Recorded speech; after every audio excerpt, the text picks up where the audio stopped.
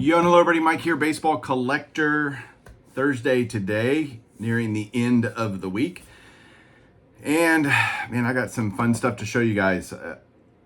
It's funny, I've mentioned before how many different cool places there are to look for cards out there if you're willing to look. And today is a perfect mail day in terms of what I've gotten over the last 4 or 5 days or so to show off, and all the different places that they've come from. It kind of just shows the diversity of places to acquire sports cards, and it's fantastic. So, and that's only getting better. There's just more and more places to go besides just the proverbial eBay.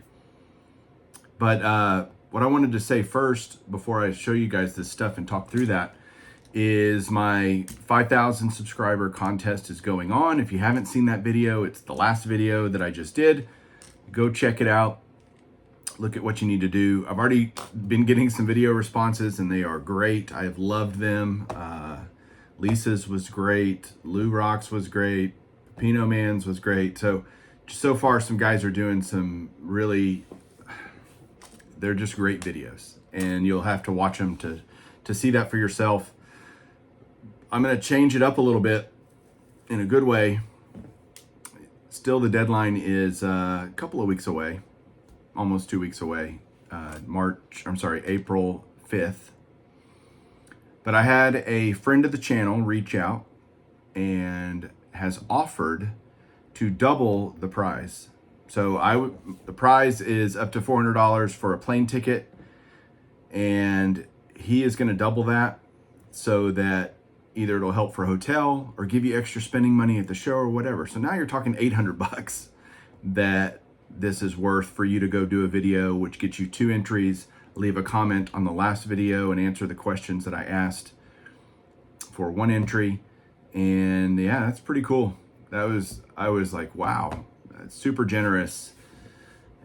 So now it's even, the stakes have gotten higher, as they say.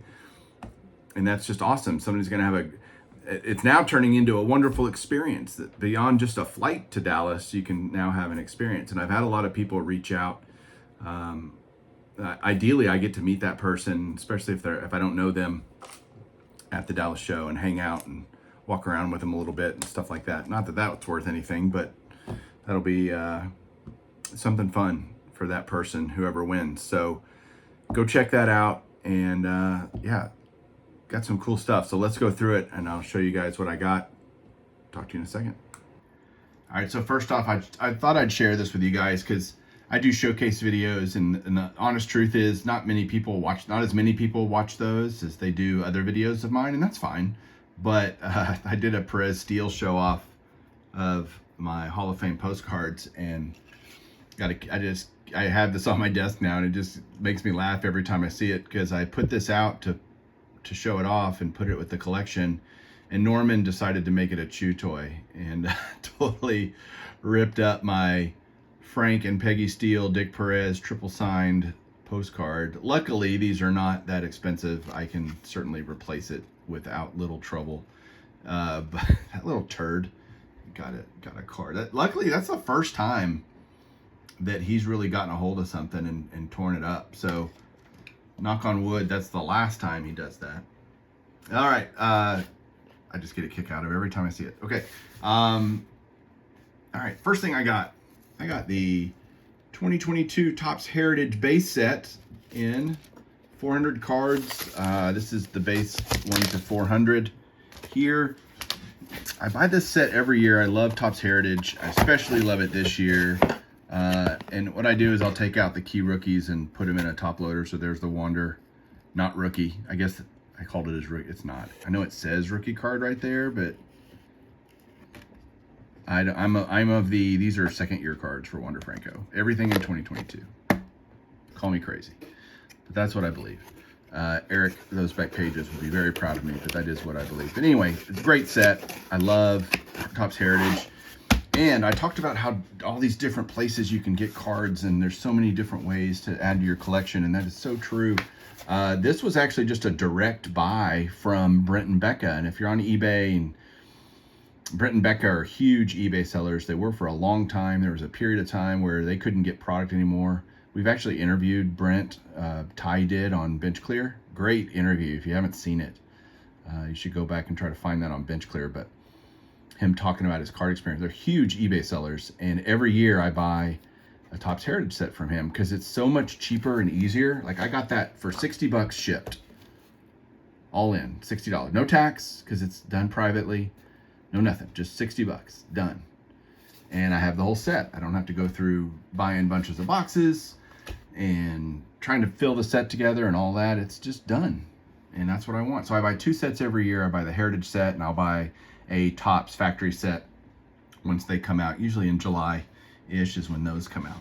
Okay, so direct sales. Don't be afraid to contact somebody directly and try to buy something, because usually you can get a better deal. All right, next, this was actually an eBay purchase.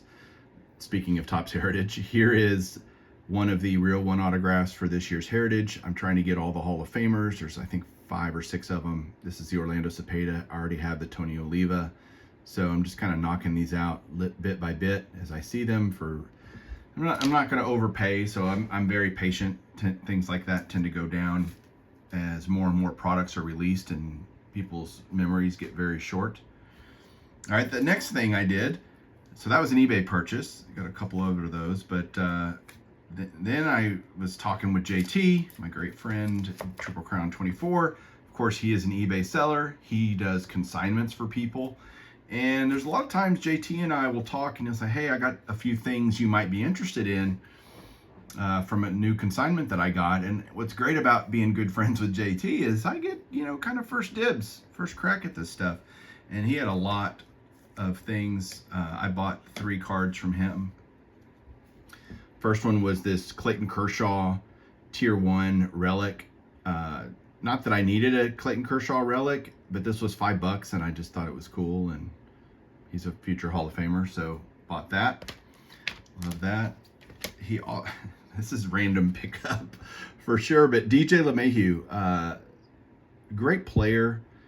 Is LeMahieu a Hall of Famer? Not yet, but he is quietly accumulating and building a career that could put him in the Hall of Fame someday, and he doesn't sign a ton, and I didn't have an autograph of DJ LeMahieu, so I thought, why not? And JT, again, gave me a really good deal on that. Gypsy Queen, cool on-card autograph, so I picked that up.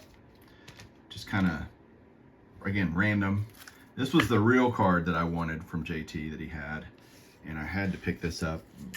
Roy Halladay, 1999, SP Signature Edition. Roy Halladay, tough.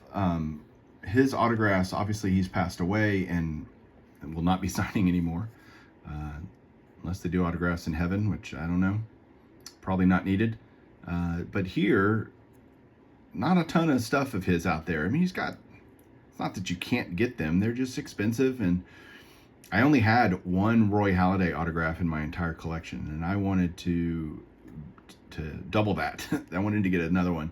And I've been looking a lot lately, but he happened to have one of these from a consigner, this card, and he made me an offer I couldn't refuse. So I bought this card from him as well. Beautiful on card, 99, so super early in Halladay's career, Hall of Fame career. So super glad, and I love this set too. This is a great looking set overall. So there is that.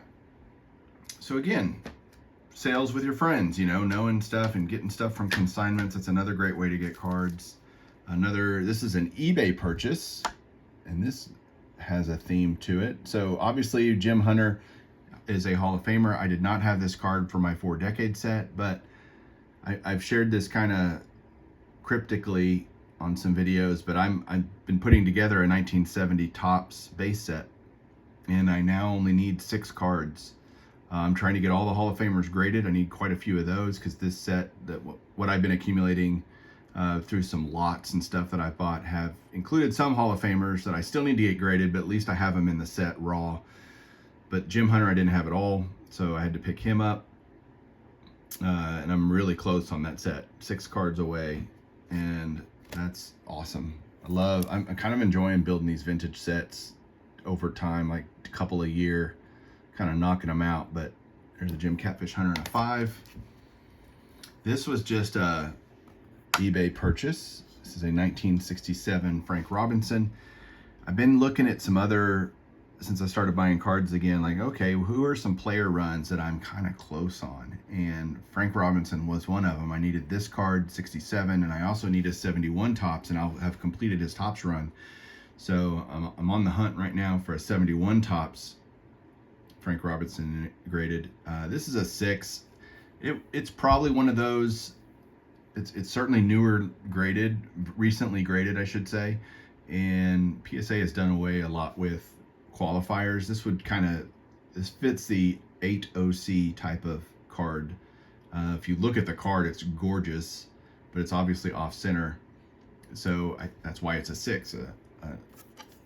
Qualifier designation usually knocks off 2 full grades. So it's either a 6 by itself or an 8OC, and I bet this would definitely have been an 8OC if they were doing qualifiers. But yeah, 2 more cards for the Frank Robinson, and I'll do a showcase on him. Well, 1 more now. And again, I'm a huge Frank Robinson fan. So that was an eBay purchase also. And then another way is JT again, Triple Crown 24. He was at a show last weekend, and he was, going around. He was selling cards himself, had a booth, had a table, but kind of during some moments of slowness, he would walk around, and I know he was on the hunt for several other folks, but he was just kind of looking around, and JT actually has access to my PSA set registry, which is, you say, why would you do that? I trust JT implicitly, and what's he going to do? He's going to look at cards that I need, and if he sees something, he'll see if I need it. And if I need it, he'll text me a picture or call me and say, hey, do you want this? And he did that at the show, and there were 2 cards that I ended up buying, through JT at a show that I wasn't even at, which is so cool. I love the fact that I can buy cards at shows that I'm not even attending. One of them was this 1970 Topps Mets Celebrate. And the reason I get this card is it fits several holes. My Nolan Ryan PC, because there's Nolan Ryan right there. The Mets won the '69 World Series. Obviously, the Miracle Mets. But this card I didn't have for my 70 Topps set, which I just mentioned, and the 4 Decades set. So it fits a lot of different holes. JT saw that, and that is awesome that I was able to get that at the show that I wasn't at. And then the last card here is a 1965 Topps Willie Stargel. You guys know I'm also working on the 65 Topps set. I now only need 1 card for that set, and that is the Ernie Banks. And it's kind of pricey, so I've been just kind of being very patient with that one. That might be a national pickup or something, but he saw this he had this Stargel in front of him, and we were able to negotiate through JT and kind of, here's what I'm willing to spend, and JT tries to go make it happen, and usually does. He's pretty adept at that.